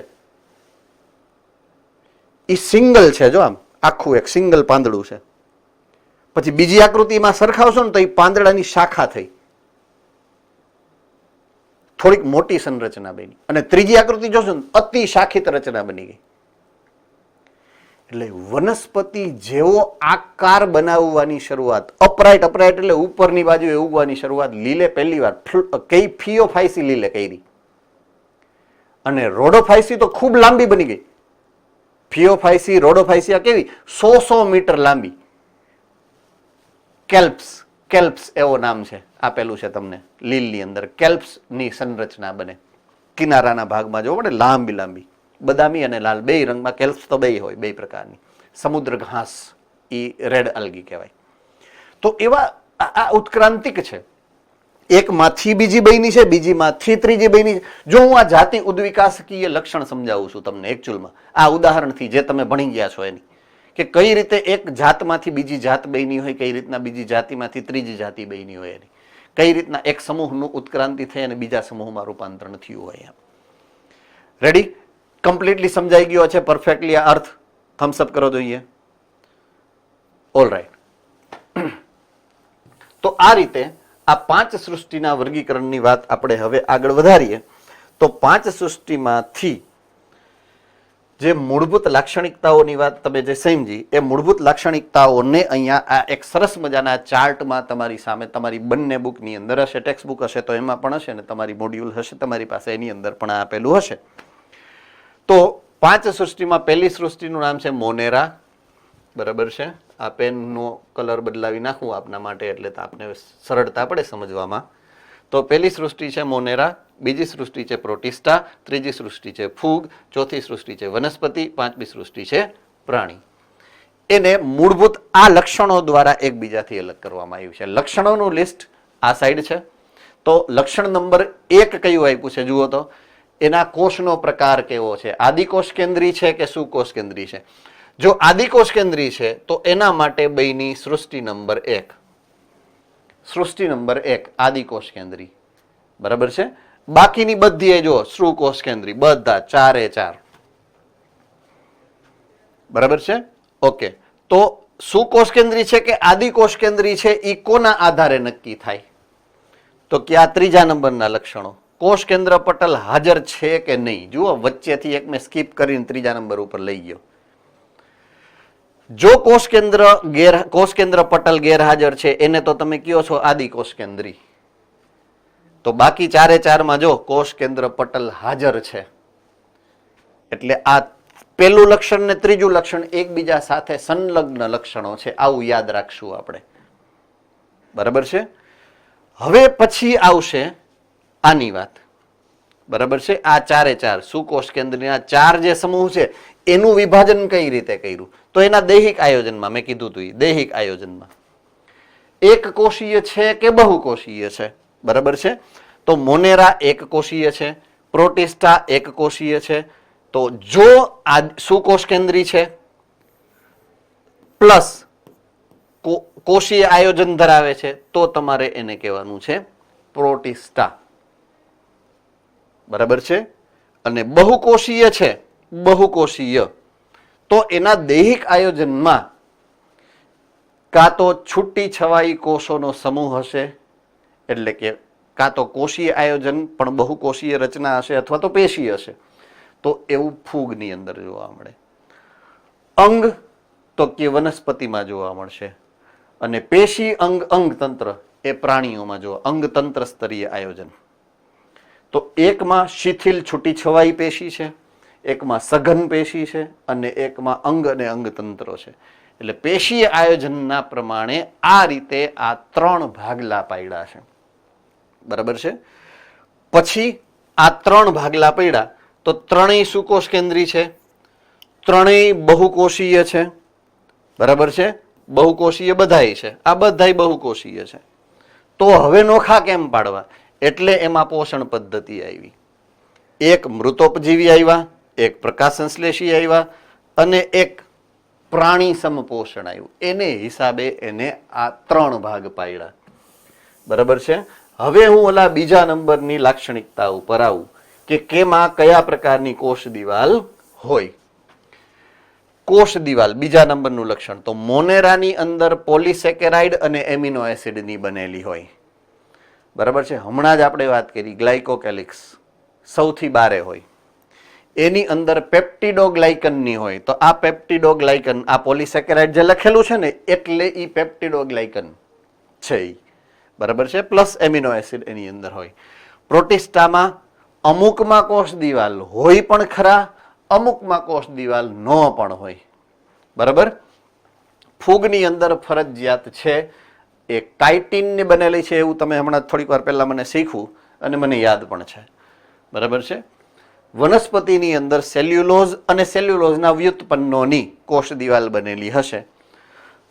પ્રાણી સૃષ્ટિમાં કોષ દિવાલ હોતી નથી એવું આપણને અગાઉ શીખવી દેવામાં આવ્યું છે. ચેપ્ટર નંબર 4 ની અંદર, ચેપ્ટર નંબર 8 ની અંદર ખાસ કરીને લખેલું છે. એના જે સામાન્ય લક્ષણો છે એમાં તમને સમજાવેલું છે કે કોષ જે છે એમાં પ્રાણી કોષમાં કયા પ્રકારની કોષ દિવાલ હશે અને વનસ્પતિ કોષોની અંદર વનસ્પતિની અંદર કેટલા પ્રકારની કોષ દિવાલ છે.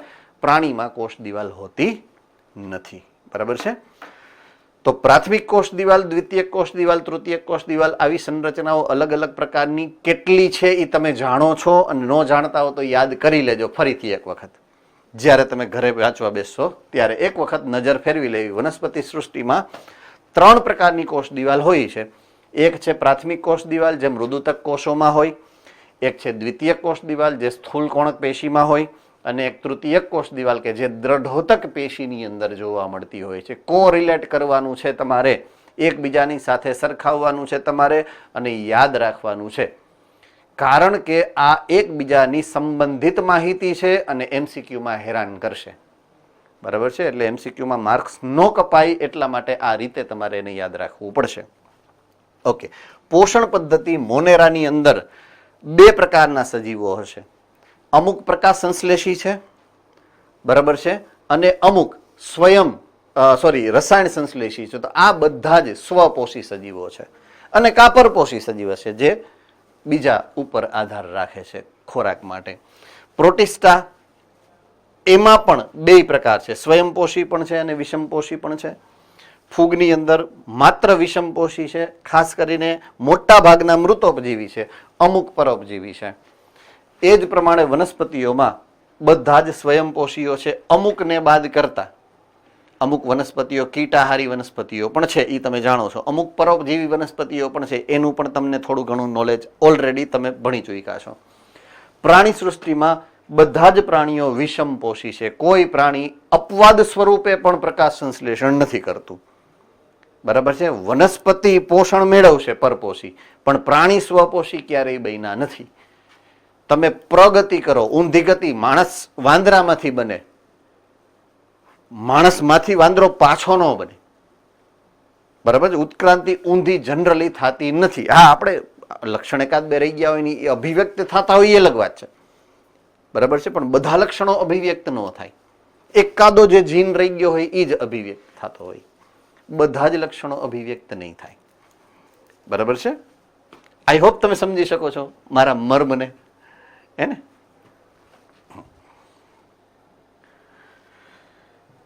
ચાલો, હવે વાત આવશે સૌથી પહેલી સૃષ્ટિ, સૃષ્ટિ નંબર 1. જો 5 સૃષ્ટિમાંથી તમે 2 સૃષ્ટિ ભણ્યા છો, વનસ્પતિ અને પ્રાણી, મારે તમને 3 સૃષ્ટિ ભણાવવાની છે. પહેલી મોનેરા, બીજી પ્રોટિસ્ટા અને ત્રીજી ફૂગ. આ 3 સૃષ્ટિ ભણાવવાની છે. બરાબર છે? ખાસ કરીને એમાં 3માં મોનેરા ઇઝી તમને એટલા માટે પડશે કારણ કે ઓલરેડી આદિકોષ કેન્દ્રી સજીવો વિશે ઘણું બધું આપણે જાણીએ છીએ. ચેપ્ટર નંબર 8 ની અંદર ઘણું બધું તમને ભણાવ્યું છે.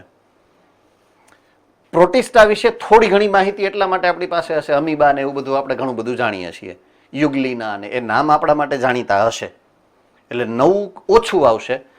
પણ ફૂગ જે છે ને આપણા માટે સાવ નવું છે. પહેલી વખત આપણે બધા ભણશું ફૂગ વિશે. એટલે ફૂગ છે ને એ અઘરો પાર્ટ પણ છે. આ ચેપ્ટરનો સૌથી અઘરો પાર્ટ છે ને એ ફૂગ સૃષ્ટિનું વર્ગીકરણ છે.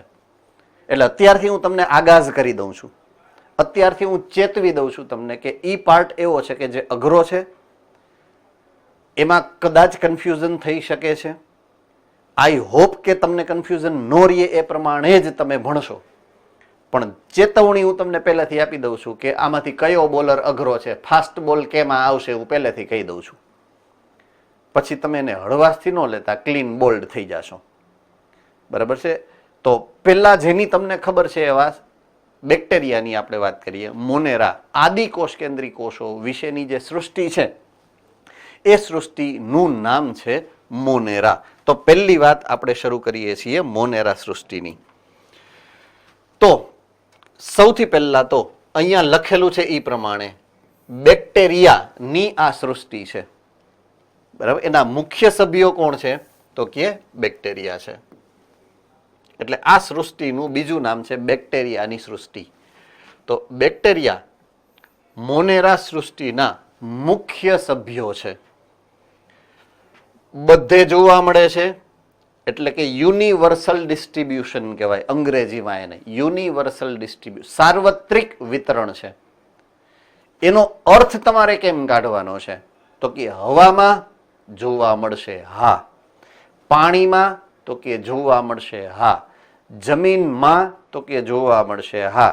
જમીનની સપાટી ઉપર તો કે જોવા મળશે હા, ખોરાકમાં તો કે જોવા મળશે આ, કોઈ પણ સજીવના દેહની સપાટીની ઉપર તો કે હા, અંદર તો કે હા. કોઈ જગ્યા એવી નથી કે જે આ લોકોએ બાકી રાખી છે ફરવામાં, બધે જોવા મળે.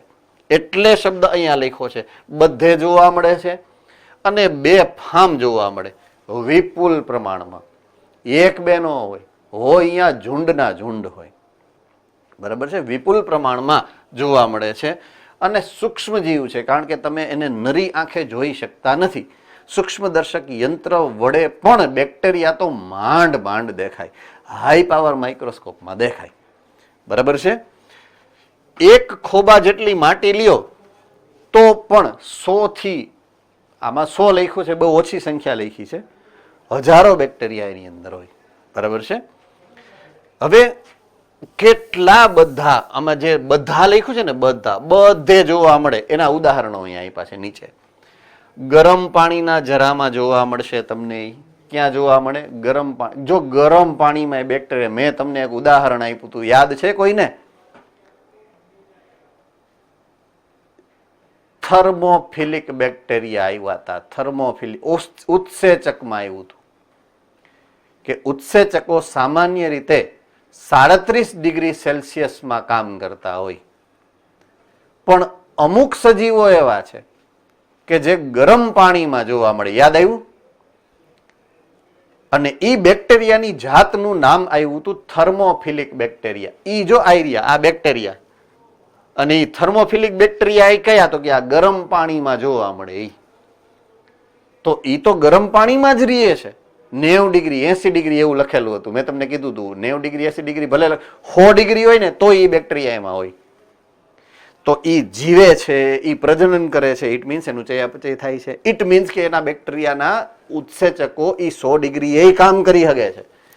તો આપણે ઉત્સેચકોના સંદર્ભે આ ઉદાહરણ આપણે ટાંક્યું હતું ત્યારે મેં તમને કીધું હતું કે જ્યારે આપણે બેક્ટેરિયા વિશે વાત કરશું ત્યારે પાછા આવશું આ મુદ્દા ઉપર. એમ હજી આગળ આવવાનું થશે. બરાબર. તો ગરમ પાણીના જરામાં તમને જોવા મળે. બીજું નિવાસસ્થાન રણ પ્રદેશમાં ગરમ રેતી હોય, એ જ રેતી રાત્રે એકદમ ઠંડી પડી જાય તો અહીંયા બેક્ટેરિયા તો છે જ. એને તાપમાનથી કાંઈ ફરક નથી પડતો, કારણ કે એની આજુબાજુમાં રક્ષણાત્મક આવરણ છે. આપણી જેમ હાવ દોરું નથી. બરાબર છે. બરફની અંદર જોવા મળે, ઊંડા મહાસાગરોમાં જોવા મળે. વિપરીત નિવાસ સ્થાનો એટલે કે જ્યાં તમે ન જઈ શકો, ત્યાં બધે જ ઈ જોવા મળે. બરાબર છે. અહીંયા જો એક સરસ મજાનો શબ્દ વાપર્યો છે, પરોપજીવીઓ. તો પરોપજીવીનો અર્થઘટન કોને ખબર છે? પરોપજીવીનો અર્થ શું થાય? ચાલો જલ્દી ફટાફટ. 1 2 3 4. ઓકે, સુરત ગુરુકુલ. સુરત ગુરુકુલ. પરોપજીવી.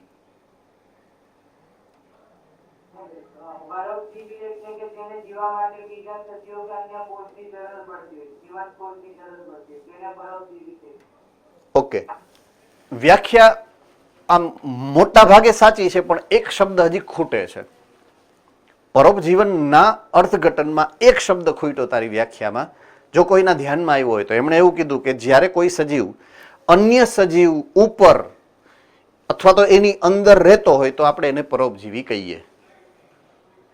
સાચું છે, ખોટું નથી, પણ એક શબ્દ હજી એમાં ખૂટે છે વ્યાખ્યામાં, જો કોઈને ધ્યાનમાં આવ્યું હોય તો. Yes, Morbi centre.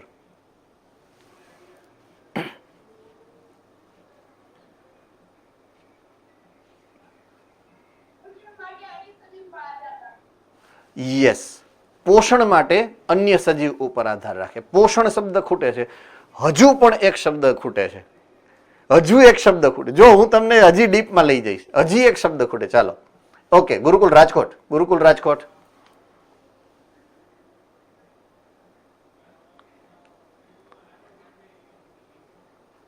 જીવને નુકસાન પહોંચાડે. Naturally. Okay, Tarsali Baroda.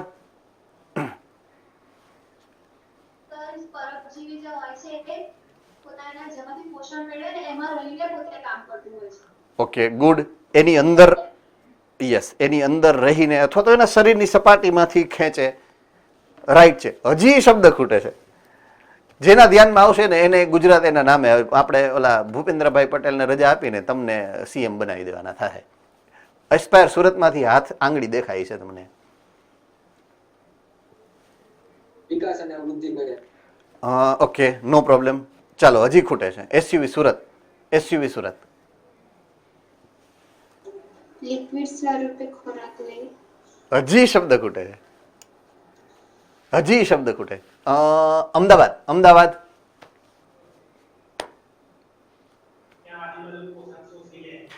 Exactly right. સીધે સીધું પોષણ. હવે પોષણ શબ્દની હું બદલાવું મારી રીતના. પોષક દ્રવ્યો, તમારે જે પોઈન્ટને પકડવાનો છે ને, પોષક દ્રવ્યો એ સીધા જ યજમાનમાંથી પોષક દ્રવ્ય લઈ લઈએ.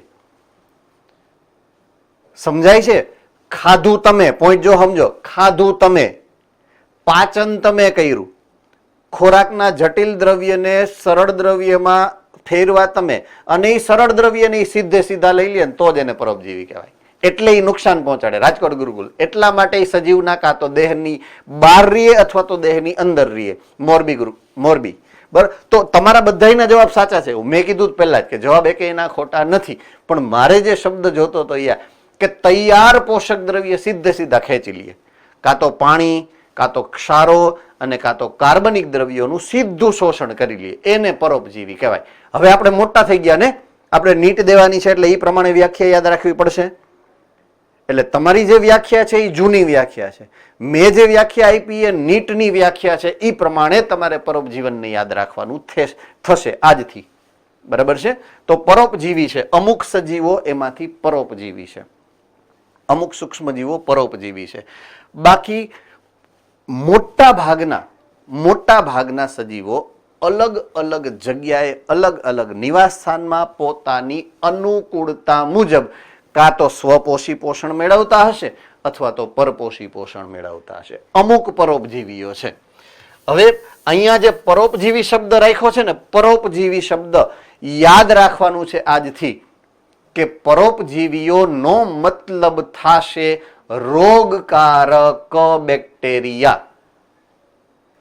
પરોપજીવી બેક્ટેરિયાનો અર્થઘટન તમારે કરવાનો છે રોગકારક બેક્ટેરિયા, કે જે તમારા શરીરમાં જાય, અંદર રીએ, હાઈ ક્લાસ તમારા શરીરમાં રીએ, તમારી મશીનરીનો યુઝ કરે, તમારામાંથી પોષણ મેળવે અને પોતે અંદર બહુભાજન કરે, પોતે પ્રજનન કરે, સંતતિ સર્જન કરે તમારા શરીરમાં, તમારા કોષોની અંદર.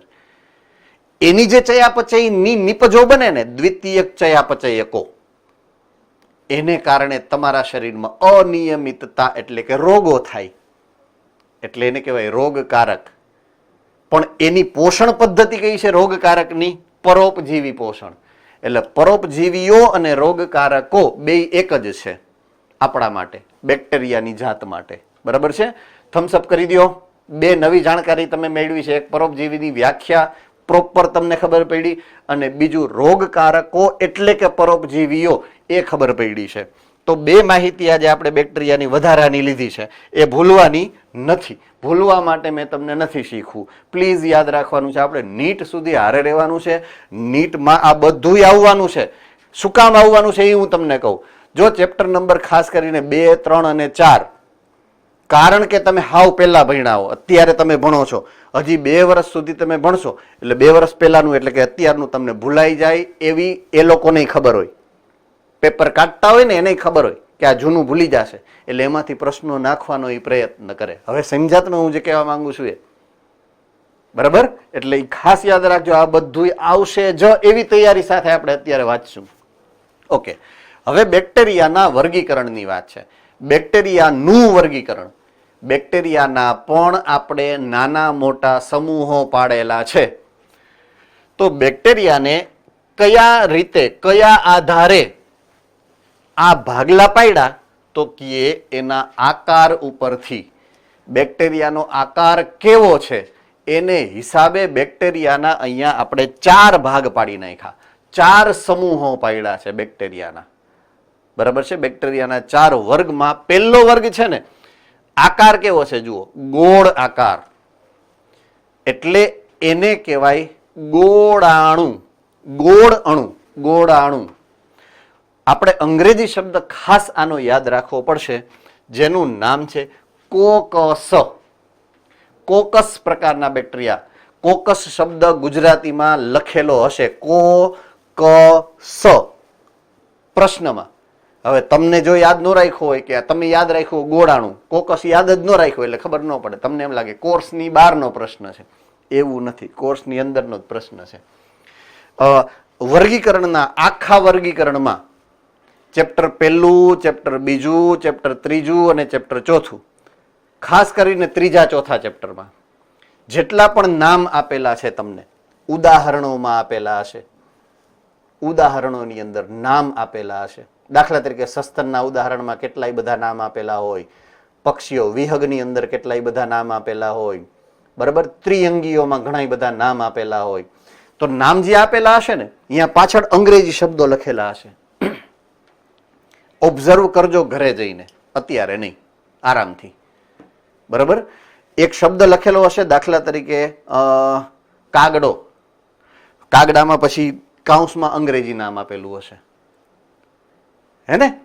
એવું બધાયમાં આપેલું હશે. મોટા ભાગની વનસ્પતિઓ અને મોટા ભાગના પ્રાણીઓમાં અંગ્રેજી નામ આપેલું હશે પાછળ.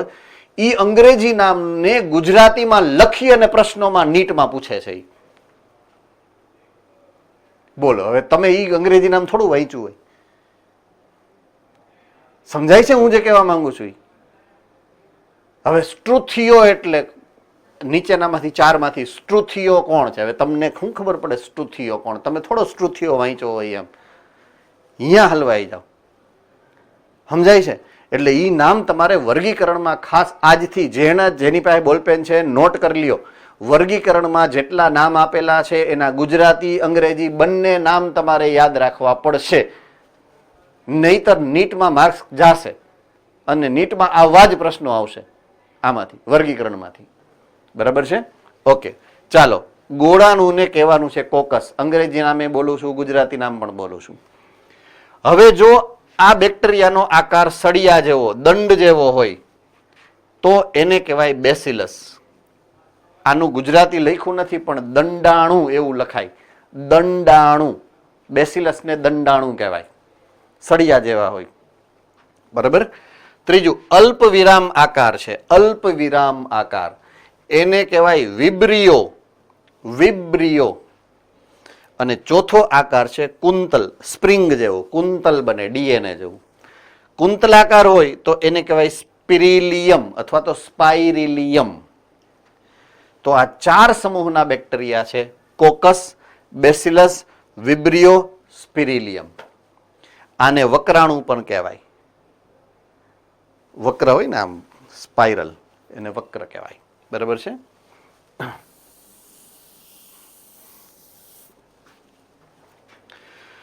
તો 4 સમૂહના જે બેક્ટેરિયા છે એમાં આ જે આકૃતિ તમને દેખાય છે, તો આ પહેલી આકૃતિ છે ને, આ પહેલી કોકસ ગોળ અણુની છે, ગોળાણુ. જો આઈકોકસ છે, આઈકોકસ છે. પછી આ બીજી આકૃતિમાં આ ઊભી લાઈન દેખાય, એ દંડ જેવા લંબાયેલા છે, દંડાણુ છે, એટલે કે બેસિલસ પ્રકારના છે. પછી આ અલ્પવિરામ આકાર છે, અલ્પવિરામ, આઈ અલ્પવિરામ આકાર છે, એને કહેવાય વિબ્રિયો. અને પછી સ્પિરિલિયમ, જો આ સ્પિરિલિયમ, સ્પાઇરલ, સ્પ્રિંગ જેવા. બરાબર છે? તો આ 4 પ્રકારના બેક્ટેરિયા સામાન્ય રીતે તમને જોવા મળતા હોય છે.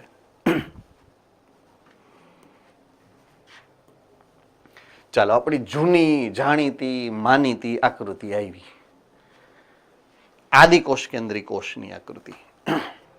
તો હવે આપણે આદિકોષ કેન્દ્રી કોષના જે સામાન્ય લક્ષણો ચેપ્ટર નંબર 8 ની અંદર ભણ્યા, એ જ સામાન્ય લક્ષણોને ફરીથી આપણે સમજશું. તો પહેલેથી આપણે જોઈએ તો એના કોષમાં 3 ભાગ પડે. કોઈ પણ કોષ હશે, એ આદિકોષ કેન્દ્રી હોય કે સુકોષ કેન્દ્રી હોય, એના કોષના 3 મુખ્ય ભાગ પડે. એક કોષનું બાહ્યાવરણ, બરાબર છે? એક કોષનો કોષરસ. કોષરસ કરતા જીવરસ શબ્દ હું વાપરું છું, જીવરસ. અને ત્રીજું છે એનું કોષ કેન્દ્ર. તો કોઈ પણ કોષના આ મૂળભૂત 3 ઘટકો છે. લગભગ તમને આ જ રીતે ચેપ્ટર નંબર 8માં સમજાવેલું હશે. જો ન સમજાયું હોય તો આ તમારી સામે એટલે જ હું રિવાઇઝ કરું છું. બરાબર છે. હવે હું આદિકોષ કેન્દ્રી કોષની જ્યારે વાત કરું છું, બરાબર છે, ત્યારે એના બાહ્યાવરણમાં સૌથી અંદરથી બહાર જઈએ તો સૌથી પહેલું અંદરનું છે. બરાબર છે. એક કામ કરીએ, બહારથી અંદર જાય, જે તમને તમારી બુકમાં આપેલું છે એ પ્રમાણે બહારથી અંદર. એટલે સૌથી બહારનું આવરણ છે એનું નામ છે ગ્લાયકોકેલિક્સ. રેડી? થમ્સ અપ. ગ્લાયકોકેલિક્સ સૌથી બહાર. એના 2 સ્વરૂપ છે. કાં તો એ સખત હશે, જો સખત હશે તો એને કહેવાય પ્રાવર, અને કાં તો એ હશે નરમ, જો નરમ હશે તો એને કહેવાય શ્લેષ્મ સ્તર. બરાબર છે. અહીંયાથી તમે બહારથી અંદર આવો એટલે બીજું છે કોષ દિવાલ. કોષ દિવાલ હમણાં જ તમે મને કીધું પેપ્ટિડોગ્લાયકનની.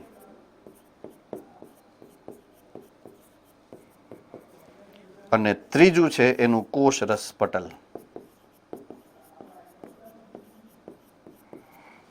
કોષ રસ પટલ. આ 3 એના બાહ્યાવરણો થાય, જે તમને ખબર છે. રાઈટ? આમાં કોઈને કઈ ન સમજાય એવું? હા, કોષરસ પટલના રૂપાંતરણો. કોષરસ પટલના રૂપાંતરણો. રાઈટ? કોને કોને યાદ છે કોષરસ પટલના રૂપાંતરણો? પહેલું, ઓકે, એસ્પાયર સુરત.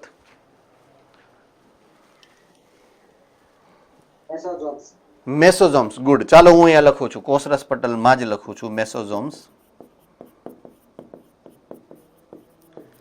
ઓકે. બીજું SUV Surat. Chromatophore. Good. Chromatophore.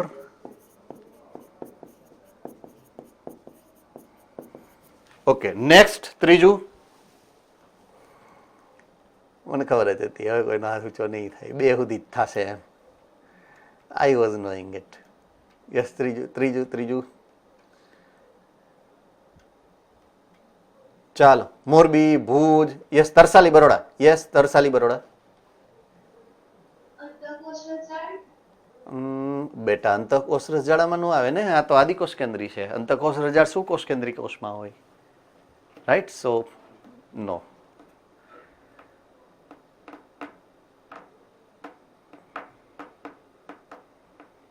Okay. હું એક હિન્ટ આપું.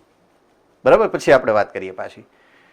કોષરસ પટલના તમે જે 2 ઉદાહરણ દીધા એ એની અંદરની બાજુએ લંબાયેલ રચના છે. અંતઃપ્રવર્ધ કહેવાય એને. હું જે વાત અત્યારે પૂછું છું તમને એ બાહ્ય પ્રવર્ધની પૂછું છું. ચાલો. ઓકે. રાજકોટ ગુરુકુલને હિન્ટ ખબર પડી કદાચ. કશા, પીલી અને ફીમરી. Exactly right. કશા, પીલી, ફીમરી એ પણ કોષરસ પટલના રૂપાંતરણો. યાદ આવી ગયું કે નહીં? બરાબર છે. કશા પક્ષમો,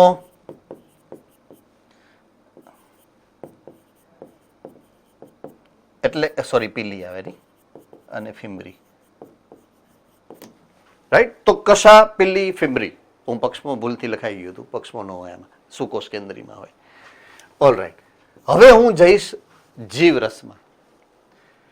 જીવરસનો મતલબ શું થાય? કોઈને ખબર છે જીવરસનો મતલબ? જો મેં કોષરસ નથી લખ્યું, જીવરસ. યસ. સુરત. એસ્પાયર. જીવનની તમામ રાસાયણિક પ્રક્રિયા, જીવન જીવવા માટે બધી રાસાયણિક પ્રક્રિયા કોષરસમાં. ઓકે. એની અધર ડેફિનેશન કોઈ બીજાને કોઈ વ્યાખ્યા સમજાય છે? ઓકે. ભુજ સેન્ટર, જ્ઞાનવેલી.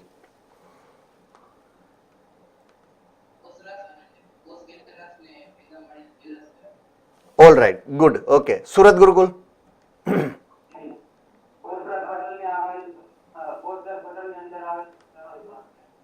ઓકે. કોષરસ પટલની અંદર આવેલ. ઓકે. રાજકોટ ગુરુકુલ. કોષની જે ચયાપચયની ક્રિયાઓ જે માધ્યમમાં થતી હોય તે પ્રવાહી માધ્યમ. ઓકે, જે પ્રવાહી માધ્યમમાં કોષની તમામ જૈવિક ક્રિયાઓ થાય છે એ માધ્યમ જીવરસ. ઓકે, હું શબ્દ લખું છું જીવ અને રસ. હવે તમારે સમજવાનું છે, બરાબર છે? તમે ખોટા છો સાચા છો એવું આપણે એમાં ધ્યાન દેતા જ નથી. રસનો મતલબ થાય છે કોષરસ, કોષની અંદર આવેલ રસ, કોષરસ. પોઈન્ટ ટુ બી નોટેડ. જીવનો અર્થ થાય છે જીવંત અંગિકાઓ. હમણાં કોકે એવું કીધું હતું કે કોષરસ પટલની અંદર આવે એ બધું ય એને જીવરસ કહેવાય. યસ ઓર નો? કોણે કીધું હતું? રાજ સુરત ગુરુકુલ લગભગ, બરાબર છે? જો આઈ રહ્યું કોષરસ અંદર, કોષરસ પટલની અંદર આવે એ આ બે ઘટક. જો એટલે જ કીધું તમે ખોટા છો એ વિવાદમાં નથી પડો, તમે સાચા છો, પણ સાચી રીતે રજૂઆત આમ થાય કે કોષના કોષરસ પટલથી તમે અંદર ઘૂસ્યા એટલે તમારી પાસે બે વસ્તુ છે. એક તો પાણી એટલે કે કોષરસ, અને બીજું એની અંદર ઘણું બધું છે. એક તો દ્રાવ્ય પદાર્થો છે અને જીવંત અંગિકાઓ પણ છે. જીવંત અંગિકા એને શું કામ કીધી ભાઈ? કારણ કે એ બધી અંદરની ચયાપચયની પ્રક્રિયાઓનું સંચાલન કરે એટલે અંગિકાઓ જીવંત અંગિકાઓ કીધી. થમ્સ અપ. તો એને સામૂહિક રીતે આપણે કહીશું જીવરસ, અંગિકા પ્લસ કોષરસ. રેડી? આ ખબર પડી ગઈ છે, હા કે ના? ઓકે, આદિકોષ કેન્દ્રીમાં કોષરસ તો છે, પણ અંગિકા ક્યાં લેવા જાશો ભાઈ? છે અંગિકા? હું એમ કહું છું છે. તો ચાલો ભુજ.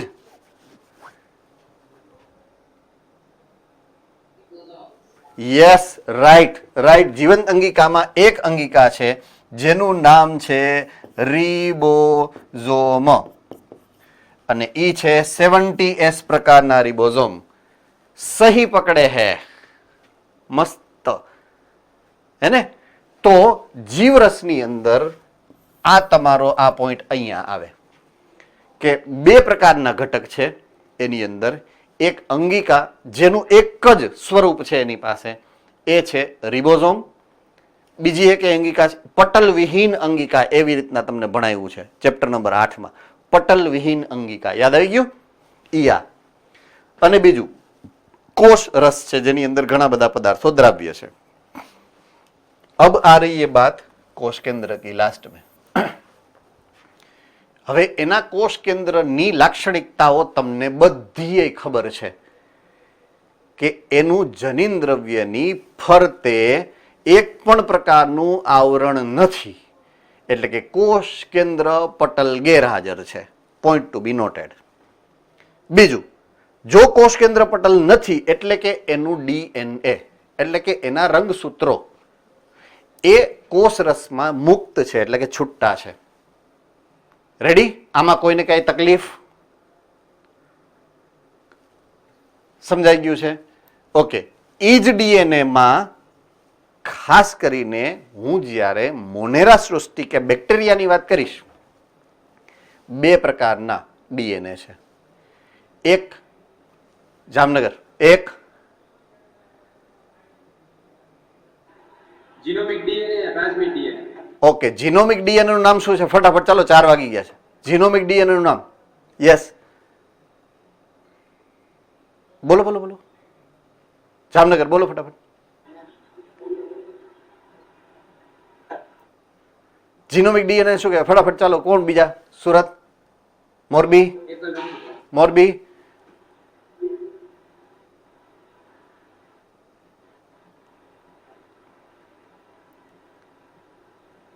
રાજકોટ ગુરુકુલ ફટાફટ. ચાલો ચાલો ચાલો ચાલો. રાજકોટ ગુરુકુલ ફટાફટ.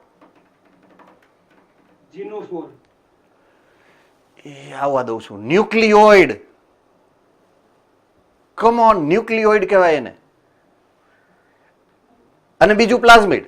બે હોય, વલયાકાર છે એ પ્લાઝમિડ અને ઓલું ન્યુક્લિયોઇડ. ન્યુક્લિયોઇડ છે એ જીનોમિક છે અને પ્લાઝમિડ છે એ નોન જીનોમિક છે. બરાબર છે? અહીંયા હું આજનું લેક્ચર સ્ટોપ. આજ તો ઘાએ ઘા પૂરો થયો, કોઈને ખબર ના પડી.